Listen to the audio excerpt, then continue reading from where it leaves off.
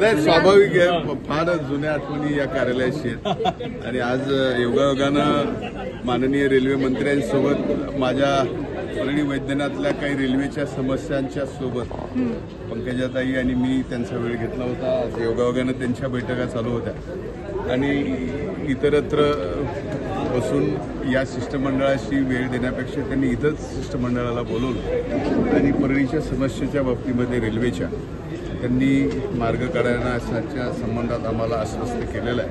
म्हणजे एकदम पॉझिटिव्हली त्यांनी सांगितलं की कुठलाही या ठिकाणी अधिग्रहणाच्या बाबतीमध्ये पूर्ण प्लॅन रिअलाइनमेंट करून याचा विचार करू. कोई पॉलिटिकल इशू पे चर्चा हुई सर कि सिर्फ यही बीड और परली के जो श्री परली रेलवे स्टेशन के दायरे में परली नगर रेलवे परली परभनी जो अभी नया लाइनिंग हो रहा है, उसके अलावा जो परली शहर की बहुत सारे लोगों की जमीन घर से लेके सब कुछ जो अलाइनमेंट में जा रहा है, उसके उस समस्या के सिवाय किसी भी विषय में बात नहीं हुई.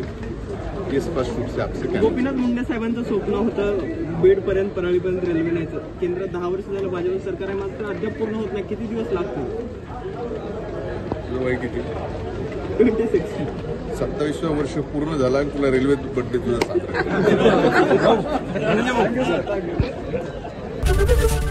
एबीपी माझा, उघडा डोळे बघा नीट.